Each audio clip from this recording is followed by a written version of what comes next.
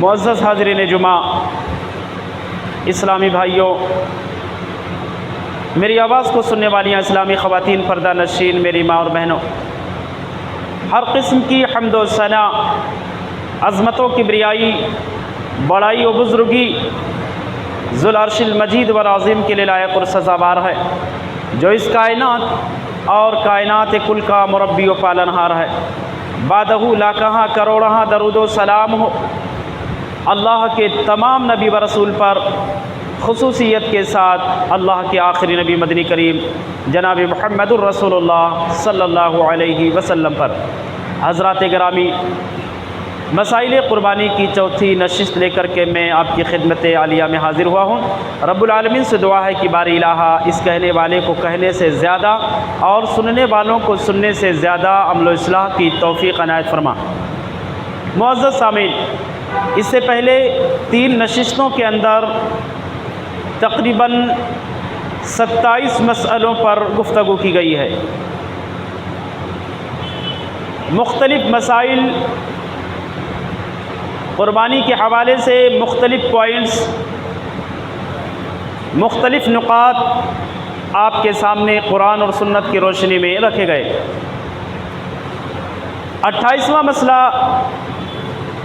جو میں رکھ رہا ہوں وہ ہے کہ کیا خصی کیے ہوئے جانور کی قربانی جائز ہے؟ جی ہاں، خصی کیے ہوئے جانور کی قربانی جائز ہے، وہ کوئی عیب نہیں ہے۔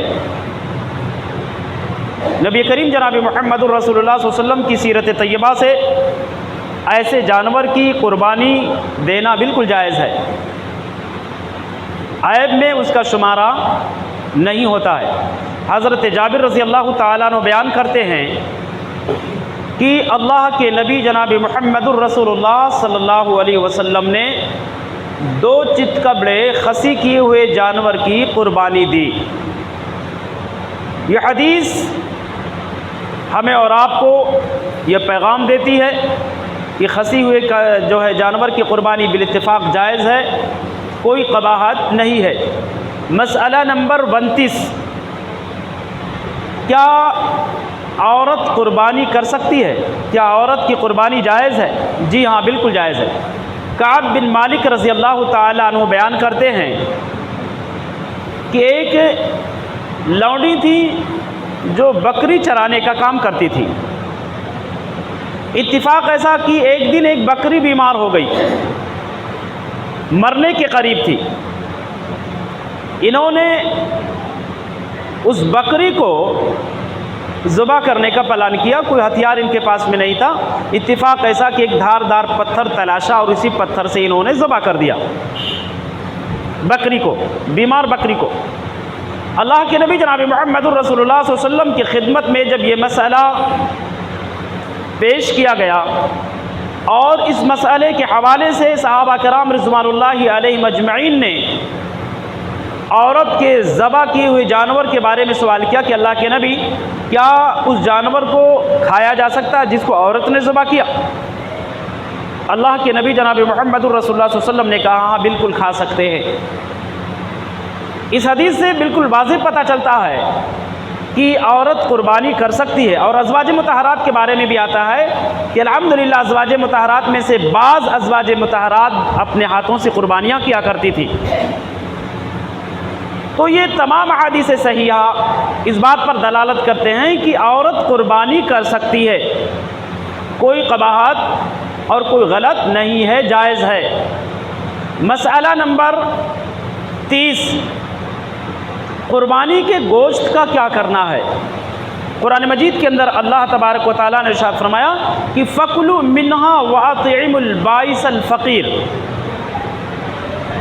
آپ خود کھاؤ، غریبوں کو، مسکینوں کو اور ضرورت مندوں کو بھی کھلاؤ۔ اللہ کے نبی جناب محمد الرسول اللہ صلی اللہ علیہ وسلم نے ارشاد فرمایا کلوا وادخروا وتصدقوا، کھاؤ بھی، اسٹور بھی کرو، ذخیرہ اندوزی کرو، اور غریبوں کو بھی کھلاؤ، صدقہ بھی کر دیا کرو۔ کھانا بھی ہے، جمع بھی کرنا ہے، غریبوں کو کھلانا بھی ہے۔ اس سے پہلے میں نے قربانی کے گوشت کو بانٹنے کا ایک سسٹم بتایا تھا، ایک طریقہ بتایا تھا کہ ہمارے یہاں پر ایک بیت المال الگ سے ہونا چاہیے صرف قربانی کے گوشت کے لیے، جس بیت المال میں صرف قربانی کے گوشت کو اسٹور کیا جائے، اسٹور کر کے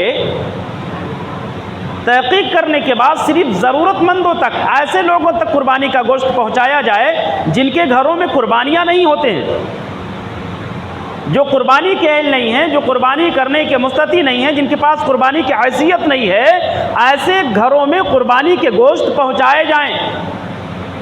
ہمارے ہاں ایک معمول بن چکا ہے کہ جو ہمارے گھر میں قربانی کا گوشت دیتا ہے ہم اس کے گھر میں قربانی کا گوشت دیتے ہیں، جبکہ یہ درست نہیں ہے۔ ہم اخلاقی تقاضے کو پورا کرنے میں لگے رہتے ہیں، لیکن یہ نہیں سوچتے کہ کیا اخلاقی تقاضا اس بات کا تقاضا کرتا ہے کہ جن کے گھروں میں قربانیاں صرف وہی گوشت بھیجا جائے، اور جن کے گھروں میں قربانی ہے ان کے گھر میں اگر ان کا رشتہ دار جس نے قربانی کیا نہیں بھیجتا ہے تو حالات اتنا بدتر ہو جاتے ہیں، رشتہ بھی توڑ لیتے کہ ہمارے گھر پہ گوشت ہی نہیں بھیجے، آپ کے گھر کا گوشت ہمارے گھر پہ نہیں ہے، نعوذ باللہ۔ یہ ذہنیت کے سماج اور معاشرے میں ہمارے لوگ موجود ہیں، جبکہ ناراض نہیں ہونا چاہیے کیونکہ ہمارے گھر پہ قربانی ہے۔ اب اگر کسی کے گھر سے ہمارے گھر پہ قربانی کا گوشت نہیں آئے، بالکل ناراض نہیں ہونا چاہیے، کشادہ دلی کا مظاہرہ کرنا چاہیے، فراخ دلی کا مظاہرہ کرنا چاہیے، ناراض نہیں ہونا چاہیے۔ قربانی کا گوشت ان گھروں میں پہنچایا جائے جن کے ہاں قربانیاں نہیں ہیں، ان گھروں میں نہ بھیجا جائے جن کے گھروں میں قربانیاں ہو رہی ہیں، جو قربانیاں کر رہے ہیں۔ اور اگر قربانی کرنے والے کے گھر پر دوسرے کے رشتہ داروں کے ہاں سے قربانی کا گوشت نہیں آتے ہیں، بالکل ناراض نہیں ہونا چاہیے۔ اسی چیز کو مدعا بنا کر کے لوگ شادیوں میں ان کا بائیکاٹ کرتے ہیں، اسی چیز کا مدعا بنا کر کے دوسرے پروگرامز میں بائیکاٹ کر دیا جاتا ہے کہ قربانی میں ہمارے یہاں ان کے یہاں سے گوشت نہیں آیا تھا، آپ کے گھر پہ قربانی تھی اس لیے وہ نہیں بھیجے۔ ناراض نہیں ہونا چاہیے، خوشی کا دن ہے، صحیح طریقے سے خوشی منائیں اور صحیح طریقے سے جائز طریقے سے خوشی منانے دیں۔ ناراضگی کا دن نہیں ہے، رشتوں کو توڑنے کا دن نہیں ہے، ایک دوسرے سے ملال کرنے کا دن نہیں ہے، ایک دوسرے سے نفرت کرنے کا دن نہیں ہوتا ہے۔ کتنے لوگوں کے بارے میں سنا جاتا ہے، جناب قربانی کا گوشت ہم نے نہیں بھیجے تھے، اس کے لیے انہوں نے ہمیں شادی میں انوائٹ ہی نہیں کیا، عقیقہ کی انوائٹ ہی نہیں کیا، پروگرام کیا اس میں انوائٹ ہی نہیں کیا، میں نے دعوت ہی نہیں دی۔ اللہ کے بندو کشادہ دل رکھیں، قربانی کا دن ہے، خوشی کا دن ہے، اور اس خوشی میں اپنے ان تمام بھائیوں کو شریک کرنے کی کوشش کریں جن کے گھروں، جن بیچاروں کے گھروں میں قربانیاں نہیں ہیں، جو مجبور ہیں، جو غریب ہیں، جو لاچار ہیں، جو پریشان حال ہیں، جو معاشی زندگی کو لے کر کے کیا نام ہے، معاشیات کو لے کر کے کیا نام ہے، معاشیات کی لڑائی لڑ رہے ہیں۔ ایسے گھروں میں خوشیاں بکھیرنے کی کوشش کریں، اور یہ اسی وقت ممکن ہو پائے گا جب ہم فراخ دل ہوں گے، کشادہ دل ہوں گے، جب اعلیٰ ظرف والے ہوں گے، تو تنگ دل ہوں گے تو نہیں، کیونکہ بیچارہ سوچے گا اگر ان کے گھر پر نہیں دیں گے تو ناراض ہو جائیں گے، ان کے گھر پہ نہیں دیں گے تو ناراض ہو جائیں گے، ان کے گھر پہ نہیں دیں گے تو ناراض ہو جائیں گے، اور ان تمام گھروں میں قربانیاں ہیں۔ اللہ کا واسطہ دے رہا ہوں، اگر ہمارے گھر میں یعنی جن کے گھروں میں قربانیاں ہیں، اگر ان کے گھروں میں رشتہ داروں کے ہاں سے قربانی کے گوشت نہیں آ رہے ہیں، بالکل ناراض مت ہوئیے۔ قرآن کیا کہتا؟ فَكُلُوا مِنْهَا، قربانی کا گوشت قربانی کرنے والے خود کھائے، وَأَطْعِمُوا الْبَائِسَ الفقیر، بائس کو بھی کھلائیے، فقیر کو بھی کھلائیے، یعنی ضرورت مندوں کو، غریبوں کو، مسکینوں کو، محتاجوں کو، ان لوگوں کو کھلاؤ۔ یہ نہیں کہا گیا ان کو کھلاؤ جن کے گھروں میں قربانیاں ہیں، یہ کہا گیا ان کو کھلایا جائے جن کے گھروں میں قربانیاں نہیں ہیں۔ جن کے گھر میں قربانی ہے وہ تو بیٹا وہ تو کافی مقدار میں، کافی کوانٹٹی میں ہے، وہ تو زیادہ مقدار میں خود کھا رہا ہے، اس کے اہل خانہ کھا رہے ہیں، اس کے گھر کے افراد جو ہے کافی مقدار میں کھانے کے لیے ان کے گھر میں گوشت میسر ہے، لیکن جن کے گھروں میں قربانیاں نہیں، ان کے ہاں میسر نہیں ہے، وہاں بھیجنے دیا جائے۔ اللہ کے نبی نے کیا کہا؟ کلوا وادخروا وتصدقوا، کھاؤ بھی، ذخیرہ بھی کرو، صدقہ بھی کرو۔ جناب علی و قربانی کے گوشت کو صدقے کی طرف اشارہ کیا نبی نے کہ آپ صدقہ کے مستحق ہیں، آپ کے گھر میں قربانی، آپ اس کے مستحق نہیں ہیں، آپ اس کے اہل نہیں ہیں، لہذا ان مسئلوں کو لے کر کے بعد میں ناراضگی ظاہر نہ کیا جائے، رشتوں کو توڑا نہ جائے، رشتوں کو شرمسار نہ کیا جائے، رشتوں کو مروڑا نہ جائے، ناراضگی نہ ظاہر کی جائے، دوسرے پروگرام کے موقع پر، دوسرے تقریبات کے موقع پر اس کا بدلہ نہ نکالا جائے۔ مسئلہ نمبر 31، کیا قربانی کا گوشت غیر مسلمین کو بھی دیا جا سکتا ہے؟ جی ہاں، بالکل دیا جا سکتا ہے۔ قرآن مجید کے اندر اللہ تبارک و تعالی نے ارشاد فرمایا لا ينهاكم الله عن الذين لم يقاتلوكم في الدين ولم يخرجوكم من دياركم ان تبروهم وتقسطوا اليهم ان الله يحب المقسطين۔ اللہ تبارک و تعالی تمہیں ان غیر مسلموں کے ساتھ حسن سلوک کرنے سے منع نہیں کرتا، ان غیر مسلمین کے ساتھ اچھا سلوک کرنے سے منع نہیں کرتا۔ کن غیر مسلمین کے ساتھ؟ لم يقاتلوكم في الدين ولم يخرجوكم من دياركم، جو تم سے تمہارے دین کے بارے میں جھگڑتے نہیں، تم کو جو ہے دیش بدر نہیں کرتے، جلا وطن نہیں کرتے، تمہیں گالی گلوچ نہیں کرتے، تمہارے مذہب کو برا بھلا نہیں کرتے، تمہارے مذہب کے شان میں گستاخی نہیں کرتے، بلکہ پیار اور محبت سے آپس میں رہ رہے ہیں، ایسے غیر مسلمین کے ساتھ اچھا سلوک کرنے سے تمہارا مذہب تمہیں منع نہیں کرتا، بلکہ اللہ نے کہا یہی انصاف ہے، یہی حق ہے، یہی بہتر ہے، اور ان اللہ يحب المقسطین، ایسا کرنے والوں سے ہی اللہ تعالی محبت کرتا ہے۔ یعنی غیر مسلموں کو قربانی کا گوشت دیا جا سکتا ہے، اپنے خوشی کے موقع پر ان کو اپنی خوشیوں میں شریک کیا جا سکتا ہے، اپنے تہواروں میں ان کو انوائٹ کیا جا سکتا ہے، بالکل کوئی قباحت، کوئی غلط نہیں ہے۔ مسئلہ نمبر 32، قربانی کے جانور کا جو کھال ہوتا ہے اس کو بیچ کر کے استعمال کر لینا۔ اللہ کے نبی جناب محمد الرسول اللہ صلی اللہ علیہ وسلم نے ارشاد فرمایا من باع جلد اضحیتہ فلا اضحیہ لہ، جس نے قربانی کے کھال کو بیچ ڈالا، استعمال کر لیا، اس کی قربانی نہیں مانی جائے گی، اس کی قربانی نہیں مانی جائے گی۔ لہٰذا قربانی کا جو کھال ہے آپ اس کے مستحق نہیں ہیں، آپ کا وہ حق نہیں ہے، وہ غریب کا حق ہے، اس کو صدقہ کر دیا جائے، یا جو ہمارے ہاں بیت المال ہے اس کے جو اسٹور کرنے والے، جو جمع کرنے والے ہیں، ان عمال کے حوالے کر دیا جائے، ان کو سپرد کر دیا جائے، اس کو سڑنے پر سڑنے کے لیے چھوڑا نہ جائے، یا اس کو خراب نہ کیا جائے، اسے جو ہے اسے بہایا نہ جائے، بلکہ جو اس کے عاملین ہیں، جو چمڑا جو جمع کرنے والے ہیں ان کو دے دیا جائے، جو بیت المال میں لے جا کر کے جمع کرتے ہیں۔ آلات سازگار ہوں تو اس پر عمل کیا جائے، آلات ناساز ہوں تو مذہب اسلام ہمیں معذور سمجھتا ہے۔ عذر کی صورت میں ہم معذور ہیں، ہمارے پاس اگر کوئی شرعی عذر موجود ہے کہ الہ العالمین آلات سازگار نہیں تھی، اس لیے ہم نے اس کو ضائع کر دیا، بہا دیا، خراب کر دیا، پھینک دیا، جمع کرتے تو وہ مختصر چیز ہے، ہمارے لیے باعث خطرہ ہے۔ اگر ایسے حالات ہیں تو عذر کی صورت میں معذور ہیں، لیکن اگر عذر نہیں ہے تو اس کو ضائع نہ کیا جائے، اس کو بہایا نہ جائے، بلکہ عاملین کے حوالے کر دیا جائے جو بیت المال میں لے جا کر کے جمع کر دے، اور اس کا صحیح استعمال کیا جائے، صحیح مصرف تک اس کو پہنچا دیا جائے۔ ہاں، قربانی کرنے والا اس کو خود استعمال نہیں کر سکتا۔ مسئلہ نمبر 33، کیا قربانی کا گوشت جزار کو، کسائی کو اجرت کے طور پر دیا جا سکتا؟ محنت کیا ہے، جانور ذبح کیا ہے، اب آپ کو رحم آ گیا کہ چلو محنت کیا، اس کے عوض میں اس کو گوشت بھی دے دے، نہیں دیا جا سکتا، نہیں دیا جا سکتا ہے۔ اجرت کے طور پر اس کے محنت کے عوض میں قربانی کا گوشت کسائی کو بالکل نہیں دیا جا سکتا۔ اخلاقی تقاضا ہے، ہمارا پڑوسی ہے اس کو دے دو، یا اس کے گھر پہ قربانی نہیں ہے دے دیجئے، لیکن جو محنت کر رہا ہے اس کے بدلے میں دینا۔ حضرت علی بن ابی طالب رضی اللہ تعالیٰ بیان کرتے ہیں کہ اللہ کے نبی جناب محمد الرسول اللہ صلی اللہ علیہ وسلم نے ہمیں قربانی کرنے کا حکم دیا، اور اس بات سے منع کیا کہ قربانی کا گوشت بطور اجرت، بطور محنتانہ کسائی کو دیا جائے۔ اب جب محنت کے طور پر کسائی کو نہیں دیا جا سکتا جناب علی، تو جو ہمارا سپورٹر ہوتا ہے قربانی کے وقت اس کو بھی محنت کے طور پر نہیں دیا جا سکتا، اجرت کے طور پر نہیں دیا جا سکتا۔ قربانی نے آپ دیجئے، اخلاقی تقاضا ہے، لیکن انہوں نے محنت کیا اس لیے دے رہے ہیں، مت دیجئے۔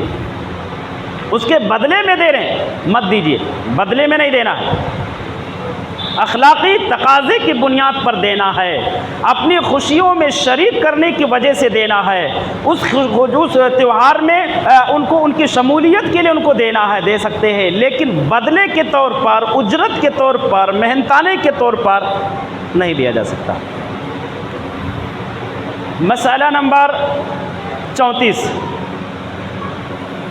میت کی طرف سے قربانی کرنے کا مسئلہ، اور یہ ہمیشہ پیش آتا رہتا ہے مسلکی اختلافات کی بنیاد پر، اور لوگ مسلکی بھاوناؤں میں ایسے موقع پر بہہ جاتے ہیں، مسلکی بھاوناؤں میں غرق ہو جاتے ہیں، اور اس تغریق کی بنیاد پر وہ حلال و حرام کی، جائز اور ناجائز کی، صحیح اور غلط کی تمیز کرنا چھوڑ دیتے ہیں۔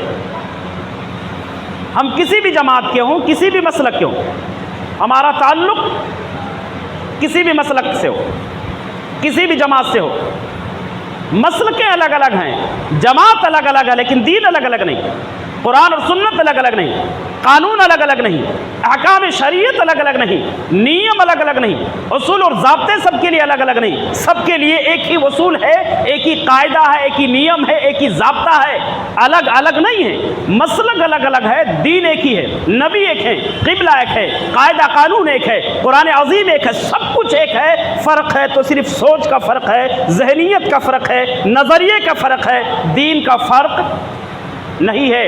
اب میت کے طرف سے قربانی کرنا، ہمیں مسلک کو نہیں دیکھنا ہے، ہمیں قرآن اور حدیث کو دیکھنا ہے، محمد الرسول اللہ صلی اللہ علیہ وسلم کی سیرت کو دیکھنا ہے، محمد الرسول اللہ صلی اللہ علیہ وسلم کی لائی ہوئی شریعت کو دیکھنا ہے، آپ کے دیے گئے پیغامات کو دیکھنا ہے کہ آپ کے پیغامات ہمیں کیا تعلیم دے رہے ہیں، آپ کی شریعت ہم سے کیا تقاضا کر رہی ہے، آپ نے جو تعلیم ہمیں دیے ہیں وہ تعلیم ہم سے کیا مطالبہ کر رہی ہے، اس تعلیم کے روشنی میں ہمیں کرنا اور نہ کرنا ہے، مسلک کی روشنی میں نہیں، جماعت کی روشنی میں نہیں، فکر اور نظریے کی روشنی میں نہیں، قرآن اور سنت کی روشنی میں ہمیں ہر مسئلے کو، اپنے دین کے تمام مسئلے کو حل کرنا چاہیے۔ علامہ ابن عثیمین رحمہ اللہ بیان کرتے ہیں کہ میت کی طرف سے قربانی دینے کے 3 طریقے ہیں۔ پہلا طریقہ، زندوں کے نام سے، زندہ لوگوں کے نام سے آپ قربانی کریں، اس میں اپنے مرحومین کو شامل کر لیں، اللہم تقبل عن زید و اہلہ، عن بکر و اہلہ، عن عثمان و اہلہ، عن فلاں و اہلہ، تو اس کے اہل میں زندہ مردہ سب شامل ہو گئے، ماں ہے، باپ ہے، بہن ہے، بھائی ہیں، بیٹی، بیٹا، بیوی، سارے لوگ اس کے جو ہے اس کے فیملی میں سارے لوگ آ جاتے ہیں۔ تو پہلا طریقہ زندوں کے نام سے کریں، اس میں اپنے مرحومین کو بھی شامل کر لیں، اہل کر لیا آپ نے، وہ اہلی بول کر کے آپ نے تمام زندہ اور مردہ کو شامل کر لیا، سب کو ثواب پہنچ جائے گا، یہ طریقہ جائز ہے۔ دوسرا طریقہ کہ میت نے اپنے زندگی میں وصیت کیا ہو کہ میرے وفات کے بعد میرے نام سے قربانی کرنا، تو اس کے وصیت کے نفاذ میں آپ جانور لائیں اور قربانی کریں اس کے نام سے۔ ابو کا انتقال ہو گیا لیکن زندگی میں وصیت کیے تھے کہ بیٹا میرے نام سے میرے وفات کے بعد بھی قربانیاں کرتے رہنا، گاہے بگاہے کرنا، اللہ کا طاقت دے گا، تو اب ان کے وفات کے بعد اس وصیت کے نفاذ میں قربانی کرنی ہے، جانور لائیں، قربانی کریں، قربانی کرنے کے بعد پورا گوشت غریبوں میں، ضرورت مندوں میں، محتاجوں میں، مسکینوں میں، بیواؤں میں تقسیم کر دیں۔ اسپیشل ان کے نام سے اگر قربانی لا رہے ہیں ان کے وصیت کے حساب سے، تو وہ غریبوں میں تقسیم کر دیا جائے، اس کو استعمال نہ کیا جائے، یہ بھی جائز ہے۔ تیسرا طریقہ کہ انہوں نے وصیت نہیں کی، میت نے اپنے زندگی میں وصیت نہیں کی، اس کے وصیت کے بغیر ہی ہمدردی زیادہ ہمارے اندر ہے، ہمدردی جتا رہے، نماز کبھی پڑھتے نہیں جناب عالی، کبھی صدقہ نہیں کرتے، کبھی روزہ نہیں رکھتے، کبھی دعا نہیں کرتے، کبھی تلاوت نہیں کرتے، جبکہ اللہ کے نبی نے ارشاد فرمایا کہ نیک اولاد جتنی بھی نیکیاں کرے گی A to Z صبح سے شام تک، ذرے سے لے کر کے پہاڑ تک، آسمان تک، جتنی بھی نیکیاں اولاد کرتی ہے ان تمام نیکیوں کے حصے دار وہ ماں باپ ہوتے ہیں جنہوں نے اپنے اولاد کو صحیح تربیت کی ہے یا جنہوں نے آپ کو نیک بنانے میں کوشش اور محنت کی ہے، وہ تمام محنت کرنے والے، قربانیاں دینے والے آپ کے نیکی میں حصے دار، ساجھیدار ہوں گے۔ آپ کو جتنا ملنا اللہ اتنا دے گا، لیکن ان لوگوں کو بھی دے گا چونکہ آپ کے اس نیک بننے میں ان کی بہت بڑی قربانی شامل ہے، ان کی بہت بڑی محنت شامل ہے، بڑی کوششیں شامل ہے، اس لیے ان کو کوشش کرنے والوں کو بھی آپ کی وجہ سے نیکی ملے گی. تو یہ کبھی نہیں ہو پاتا. نماز، روزہ، صدقات و خیرات، قرآن کی تلاوت، دعا، توبہ استغفار، یہ کبھی نیک کام نہیں ہوتا. اور جب ایسے خرافات کے ایسے وقت آتے ہیں تو خرافات میں بڑھ چڑھ کر کے حصہ لینے میں آگے رہتے ہیں. یہاں ہمدردیاں جتاتی ہیں. سال میں ایک مرتبہ بڑا ہمدرد ہو جاتا ہے کہ ابو انتقال ہو گئے، اب چلو ان کے نام سے قربانی کرنی ہے. امی کا انتقال ہو گیا، اب قربانی کرنی ہے. سال کے 11 مہینے میں، 12 مہینے میں 364 دن کبھی نہیں یاد آیا. اب قربانی کے دن وہ ہمدردی جتا رہا ہے، وہ محبت جتا رہا ہے، نیکیاں پہنچا رہا ہے، ایصال ثواب کے لیے ان کے نام سے قربانیاں کر رہا ہے. جناب یار اتنی ہمدردی ہے. سال کے 12 مہینے آپ نے ایک کام کرو، اپنے مرحومین کے لیے خیر کی دعا کرو. گاہے بگاہے جس ماں باپ نے تمہاری پرورش کے پیدا کیا ہے، جنہوں نے بڑی قربانیاں دی ہیں، ان کے وفات کے بعد ان کے قبر پر جا کر کے ان کے لیے خیر کی مغفرت کی دعا کر کے آ جایا کرو. ان کے حق میں خیر بھلائی کی دعا کر کے آ جایا کرو. یہ کبھی نہیں ہو پاتا ہے. لیکن جب ایسے قربانی کے ایام آتے ہیں تو ایسے فتنے اور ایسے جھگڑے چھڑ جاتے ہیں. مرحومین کے نام سے ایصال ثواب جبرا جو ہے عروج پر ہوتا ہے لوگوں کے اندر. یہ جذبہ عروج پر ہوتا ہے. سال کے 364 دن میں کبھی نہیں خیال آیا، صرف قربانی کے دن خیال آتا ہے کہ اب ان کو ثواب پہنچانا ہے. یہ بیوقوفی اور جہالت ہے. تو تیسرا طریقہ اسپیشل میت کے نام سے الگ جانور لا کر کے قربانی کرنا، جبکہ انہوں نے کوئی وصیت وغیرہ نہیں کیے، تو یہ تیسرا طریقہ جائز نہیں ہے. اگر یقیناً مرحومین سے محبت ہے، سال میں جو 365 دن ہوتے ہیں، ہر دن آپ محبت کا اظہار کریں، ہر دن ان کے لیے خیر اور بھلائی کی دعا کریں، قبر میں آسانی کی دعا کریں، قبر میں جو وہ موجود ہیں ان کی نجات کی دعا کریں. قبر کے مرحلے کو قبر کے منزل میں جو ہے ان کے لیے جو پیچیدگیاں ہیں، جو دشواریاں ہیں، جو مشکلات ہیں، جو عذاب ہیں، اس عذاب کو ہلکا کرنے کے لیے ہر آئے دن ہمیں محبت کا ثبوت دیتے ہوئے ان کی دعا کرنی، ان کے لیے دعا کرنی چاہیے. ان کی ثبات قدمی کے لیے کہ الہ العالمین جو ہے ان پر رحم فرما، ان کی مغفرت فرما، ان کے لیے قبر کی منزل کو آسان بنا دے، آسانیاں پیدا فرما دے، ان کی دشواریوں کو آسانیوں میں بدل دے. روزانہ ہر آئے دن ہمیں کرنا چاہیے، صرف قربانی میں یاد نہیں کرنی چاہیے. تو بہرحال مسئلہ نمبر 34 جو ہے کہ میت کے نام سے قربانی جو ہے زندوں کے نام سے کیا جائے، اس میں مردوں کو شامل کر لیا جائے، یا میت نے اپنی زندگی میں، اپنے جو ہے دنیاوی زندگی میں وصیت کی تھی، اس کے نفاذ میں ہم جو ہے اس کے نام سے قربانی کر سکتے ہیں. تیسرا طریقہ اسپیشل اس کے نام سے لا کر کے قربانی کرنا، یہ شرعاً درست نہیں ہے. یہ میرا ذاتی جو موقف ہے، بہت سارے بڑے بڑے علماء کا بھی یہ موقف ہے. اختلافی مسئلے میں ہمیں اور آپ کو نہیں پڑھنا چاہیے. مسئلہ نمبر 35، کیا حاجی حضرات کے لیے بھی قربانی کرنا ہے؟ دیکھیے جو حاجی لوگ جانور ذبح کرتے ہیں اس کو قربانی نہیں کہتے ہیں، اس کو ہدیہ بولتے ہیں. کیا بولتے ہیں؟ ہدیہ. اب ان کے لیے قربانی نہیں ہے. وہ جو جانور ذبح کرتے ہیں وہ ذبیحے کو ہدیہ بولتے ہیں. ہاں جو حاجی حضرات قربانی کے لیے جاتے ہیں وہ مستطیع حضرات ہوتے ہیں، صاحب حیثیت ہوتے ہیں. ان کی ذمہ داری ہے کہ وہ سفر حج پر روانہ ہونے سے پہلے جو گھر میں لوگ رہ رہے ہیں ان کے لیے قربانی کا جانور خرید کر کے دے کر کے جائیں کہ میں حج پر جا رہا ہوں، تم گھر پہ قربانی کر لینا. وہ وہاں جو ہدیہ کرتے ہیں وہ قربانی گھر کے لوگوں کے لیے کفایت نہیں کرے گا. وہ جو جانور مکہ میں حاجی حضرات، معتمرین حضرات جو وہاں پر ذبیحہ دیتے ہیں، وہ ذبیحہ ہمیں اور آپ کو، ان کے اہل خانہ کے لیے کفایت نہیں کرے گا. وہ ہدی ہے، وہ قربانی نہیں ہے. ان پر قربانی نہیں، ہدی ہے حجاج کرام پر. ان کی ذمہ داری ہے جانے سے پہلے گھر والوں کے لیے بندوبست کر کے جائے کہ بھیا یہ ہم جا رہے ہیں حج پر اور یہ ایک جانور کا پیسہ میں دے کر جا رہا ہوں، اس کے جانور خرید لینا، قربانی کر دینا، یہ تم پوری فیملی کے لوگ اس میں شامل ہو جانا. مسئلہ نمبر 36، قربانی کے گوشت کا اسٹور کرنا، جمع کرنا، ذخیرہ اندوزی کرنا. چونکہ صحیح مسلم کے اندر ایک روایت ہے جس حدیث کو کچھ مفتیان کرام دلیل بناتے ہیں کہ قربانی کا گوشت 3 دن سے زیادہ رکھنا جائز نہیں ہے. دراصل مسئلہ ایسا تھا کہ نبوی زمانے میں، نبی کی موجودگی میں قحط سالی پڑی، سوکھا پڑ گیا، بارش کو اللہ تعالیٰ نے روک دیا. اس قحط زدہ ایام میں قربانی کا دن بھی آیا، لوگوں کے پاس کھانے پینے کی چیزیں ہے ہی نہیں، بھوکوں مر رہے ہیں. اور کسی کے گھر میں اگر قربانی ہے، وہ قربانی کا گوشت اسٹور کر کے کھائے، پڑوسی بھوکے مر رہا ہے، کھانے کے لیے غلہ نہیں ہے، اناج نہیں، ہم بڑھیا سے بڑھیا گوشت کھا رہے جمع کر کے، یہ کہاں تک درست ہوگا؟ اللہ کے نبی نے اس سال کہا تھا کہ دیکھو 3 دن سے زیادہ کسی کے گھر میں قربانی کا گوشت نہیں بچنا چاہیے، رہنا نہیں چاہیے. صحیح مسلم کی روایت.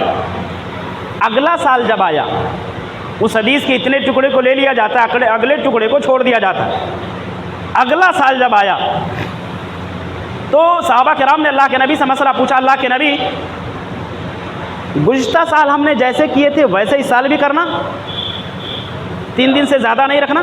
اللہ کے نبی نے کہا نہیں ایسا نہیں، گزشتہ سال قحط سالی کا سال تھا، لوگ پریشان تھے، بھوکوں مر رہے تھے، کھانے پینے کی چیزیں لوگوں کے پاس نہیں تھی، اس لیے میں نے یہ حکم دیا تھا۔ لیکن ابھی کلو، کھاؤ، واتیمو، کھلاؤ، ودخرو، اور ذخیرہ بھی کرو، کھاؤ بھی، کھلاؤ بھی، جمع بھی کرو، اسٹور بھی کرو، سمجھ رہے؟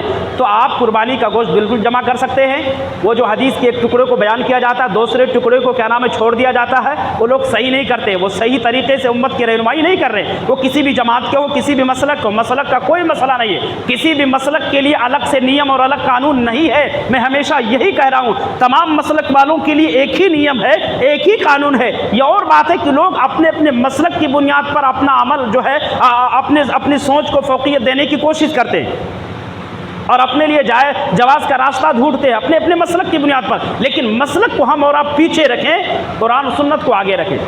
پہلے قرآن اور حدیث، بعد میں مسلک، کسی بھی جماعت کو پہلے قرآن اور حدیث، بعد میں اپنا مسلک دیکھیے، سمجھ؟ تو ہمیں اور آپ کو ہمیشہ قرآن اور حدیث کے مطابق ہی اپنے تمام مسائل کو حل کرنا چاہیے۔ مسئلہ نمبر 36،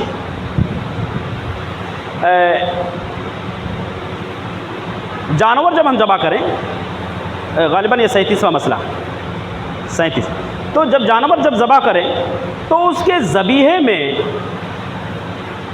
احتیاط ضروری ہے۔ بعض حضرات، ابھی قریشی حضرات، قربانی کا دن آ رہا ہے اور کمائی کی وجہ سے، کیونکہ زیادہ جانور ذبح کرنا، زیادہ پیسہ کمانا ہے، اتنی تیزی سے جناب عالی وہ ذبح کرتے ہیں کہ دھڑلے سے اتنی تیزی سے مارتے ہیں کہ وہ اس کی پوری گردن یہاں تک چمڑے تک پہنچ جاتا، یعنی گدی تک کو کٹ جاتا، جبکہ ایسا نہیں کرنا چاہیے۔ مذہب اسلام نے کہا، اللہ کے نبی جناب محمد رسول اللہ صلی اللہ علیہ وسلم فرمائے کہ ان اللہ کتب الاحسان علی کل شیء، اللہ تبارک و تعالیٰ نے ہر چیز کے ساتھ اچھا سلوک کرنے کا حکم دیا۔ فَإِذَا قَتَلْتُمْ فَاصِلُوا الْقِتْلَ، جب تم قصاص میں کسی کو مارو، بدلے میں مارو، تو صحیح طریقے سے مارو، ظلم نہ کرنا۔ وَإِذَا ذَبَحْتُمْ فَاصِلُوا الذِّبْحَ، اور جب تم جانور ذبح کرو تو اچھے طریقے سے ذبح کرو، یعنی اس کی 4 رگیں غالباً ہوتی ہیں، ایک کھانے پینے کی جو نلی ہوتی ہے، ایک سانس کی نلی ہوتی ہے، اس کے بازو میں 2 موٹی رگیں ہوتی ہیں، ان 4 رگوں کا کٹنا ضروری ہے، باقی یہ پچھلا حصہ باقی رہنا چاہیے۔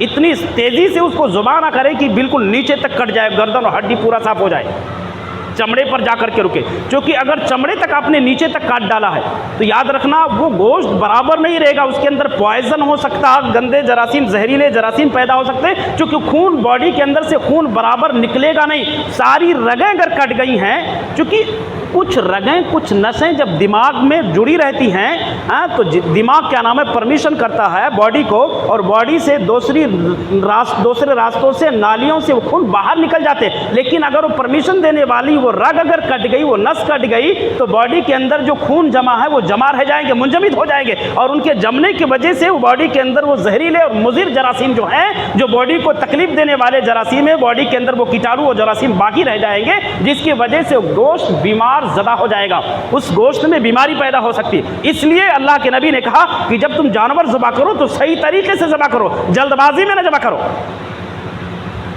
اس کی 4 رگیں، کھانے پینے کی جو نالیاں ہوتی ہیں، سانس کی جو نالی ہوتی ہے، اس کے بازو میں 2 موٹی رگیں ہوتی ہیں، ان رگوں کو کٹنے کے بعد، نسوں کو کٹنے کے بعد میں اس کو ٹھنڈے ہونے کے لیے چھوڑ دیا جائے، تاکہ باڈی کے اندر سے سارے خون نکل جائیں، اس کے بعد آسانی کے ساتھ اس کا چمڑا نکالا جائے۔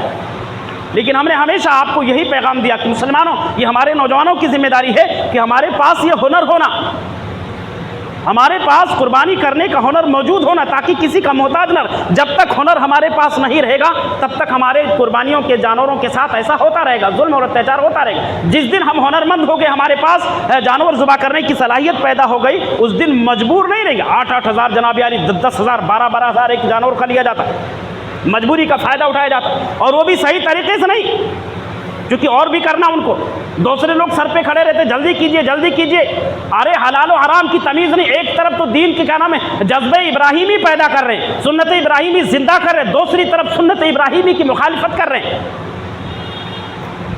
ایک طرف سنت ابراہیمی زندہ کر رہے ہیں، دوسری طرف سنت ابراہیمی کی مخالفت کی جا رہی ہے۔ جلد بازی مت کرنا، وہ قصائی و قریشی ناراض ہو جائیں چلتا ہے، لیکن خود بھی آپ سیکھنے کی کوشش کریں۔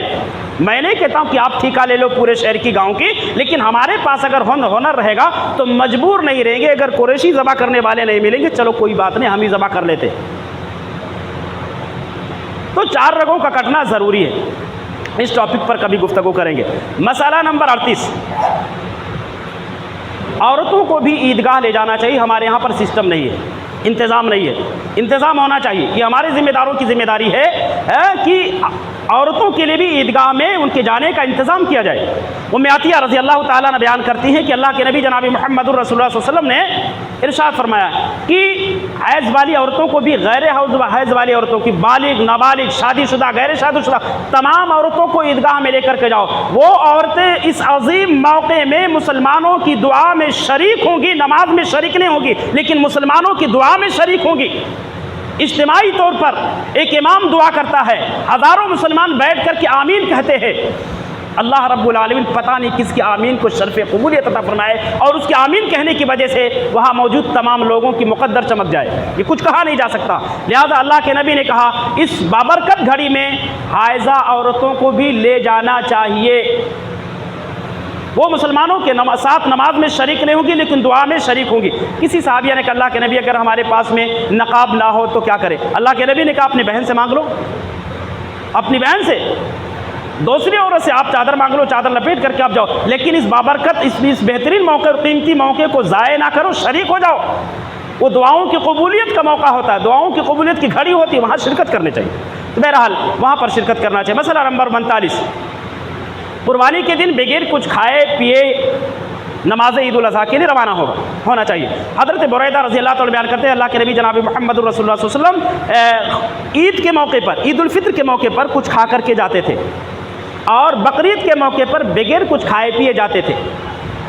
تو سنت نبوی کو زندہ کرتے ہوئے ہمیں آنے والے عید الاضحیٰ کے موقع پر جو ہے بغیر کھائے پیے ہوئے نماز عید الاضحیٰ کی طرف کے لیے روانہ ہونا چاہیے۔ اگر کھا لیے تو کوئی غلط نہیں، حرام نہیں ہے، گناہ نہیں ملے گا، لیکن نہ کھانا یہ بہتر ہے بنسبت کھانے کے، سنت ہے۔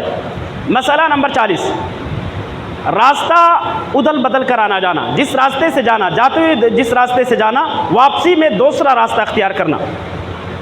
حضرت ابو ہریرہ رضی اللہ تعالیٰ بیان فرماتے ہیں اللہ کے نبی جناب محمد الرسول اللہ صلی اللہ علیہ وسلم جو ہے جس راستے سے جاتے تھے واپسی آپ کی دوسرے راستے سے ہوا کرتی تھی۔ ایک راستے سے جاتے تھے، دوسرے راستے سے اللہ کے نبی واپس آتے تھے۔ مسئلہ نمبر 41، رات میں قربانی کرنا۔ ایک روایت ہے جس کے اندر ہے رات میں قربانی کرنے سے منع کیا گیا ہے۔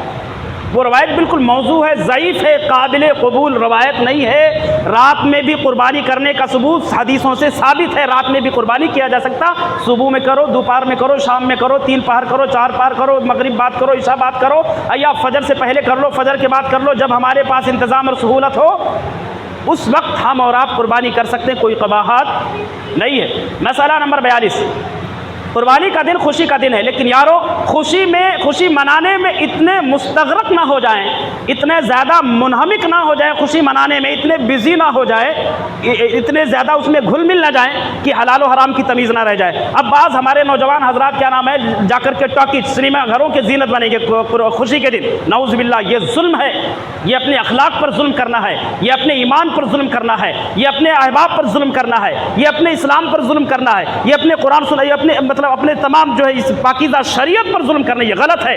خوشی منانا ہے، جائز طریقے سے خوشیاں منائیں۔ شراب کی بوتل لے جا کر کے وہاں، پارٹی لے جا کر کے وہاں نرنالا قلعے پر بیٹھ جائے جناب علی، وہاں پارٹی کر رہے، کھانے پینے کی پارٹیاں کر رہے، شراب کا بوتل بھی رکھا ہوا، استغفر اللہ۔ خوشیاں منائیے جائز طریقے سے، جس قدر مذہب اسلام نے خوشی منانے کی پرمیشن دی ہے صرف اتنا خوشی منایا جائے، اس میں اتنا زیادہ مبالغہ نہ کیا جائے کہ سنیما گھروں کی زینت بنا جائے، شراب نوشی کرنے لگ جائے، اور عید کے دن جو پیسے ملے ہیں جا کر کے جوا کے اڈوں پر بیٹھ کر کے جوا کھیلا جائے، اتنا خوشی نہ منائی جائے۔ یہ ساری چیزیں حرام چیزوں سے، منحیات سے، منکرات سے، فحشات سے، بے حیائی سے، کرائم اور جرائم سے ہمیں اور آپ کو بچتے ہوئے خوشی منانا ہے۔ جتنا زیادہ منانا چاہے منا سکتے، لیکن ہر حرام محرمات سے بچتے ہوئے۔